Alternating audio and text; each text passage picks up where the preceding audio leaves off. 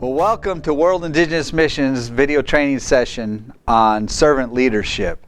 Today we're going to be looking at several different aspects of servant leadership, but before I get into that, I just wanted to share with you a little bit about World Indigenous Missions. As you know, our mission is discipling the nations to reach the world. And what makes World Indigenous Missions very unique is our set of core values. Every organization has a unique God-given calling and design, and this design is reflected in the organization's core values. While doctrinal statements define a belief in the underlying truths of God, core values reveal the unique differences between organizations. That's what sets WIM apart.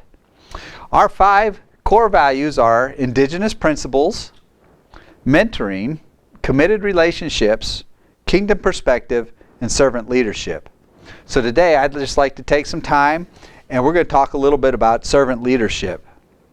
To begin with, how do we define the word leadership?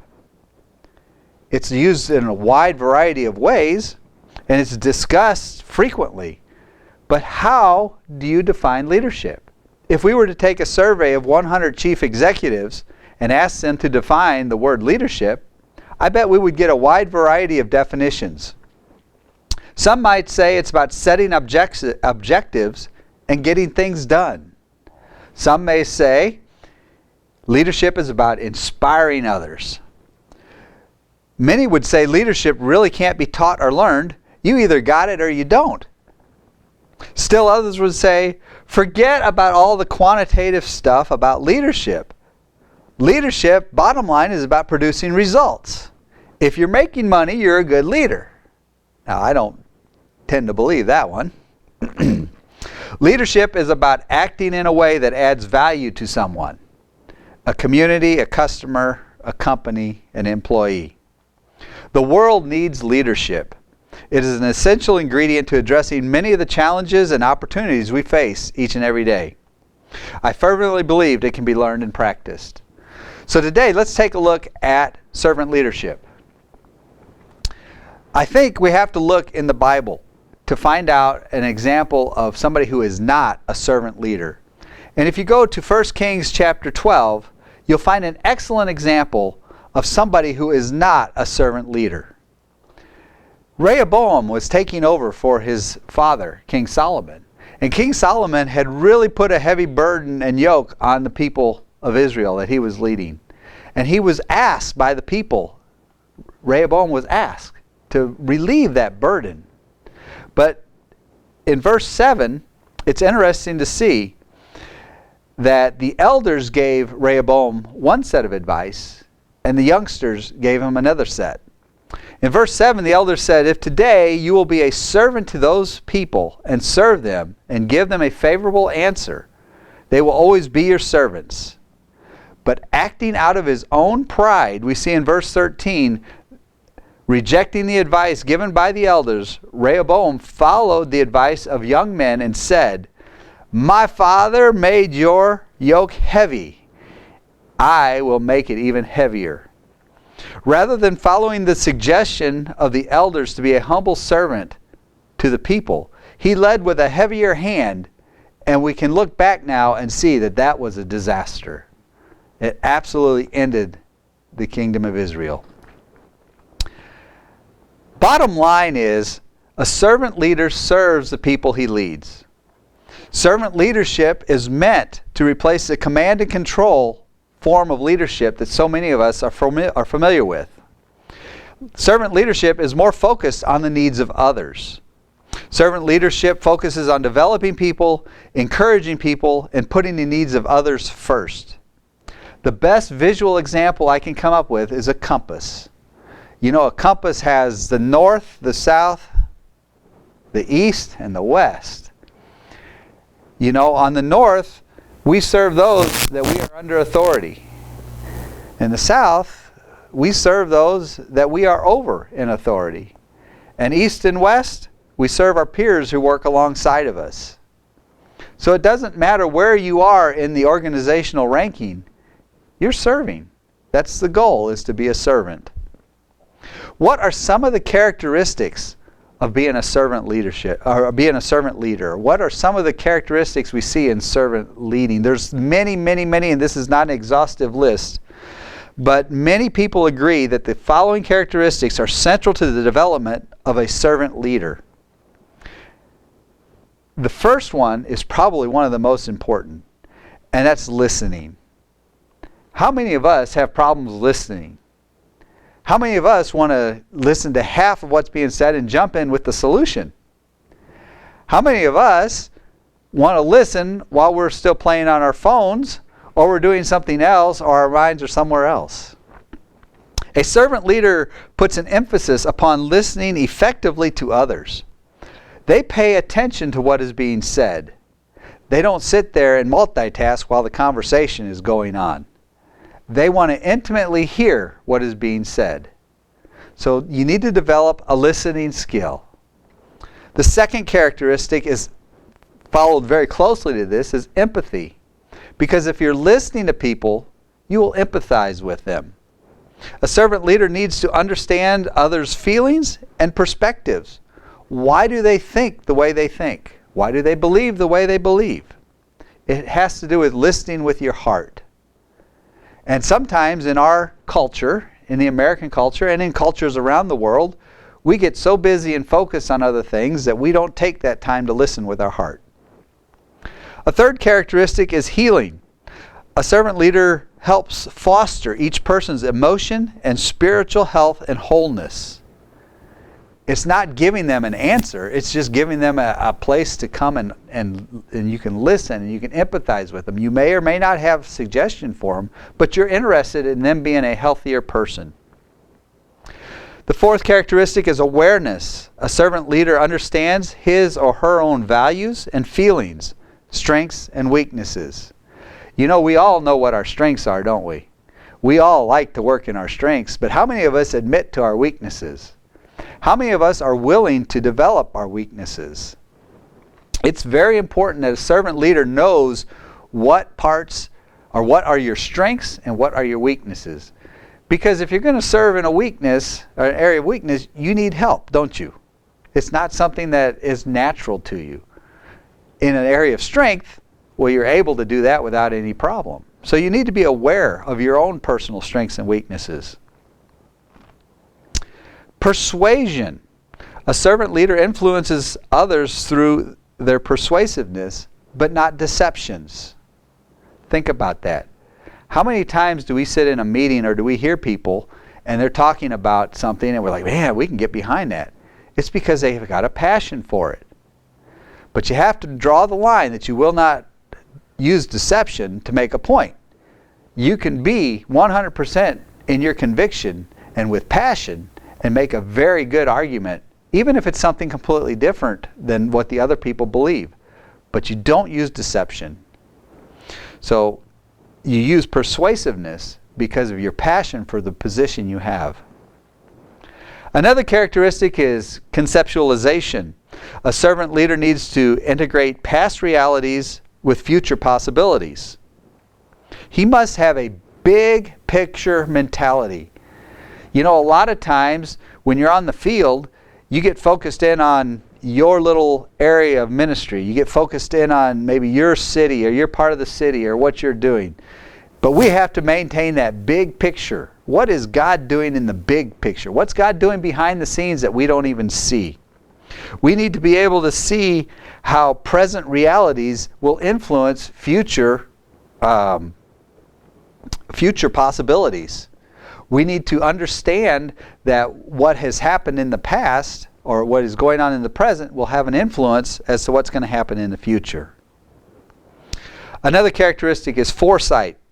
A servant leader must have a well-developed sense of intuition about how the past, present, and future are all interconnected.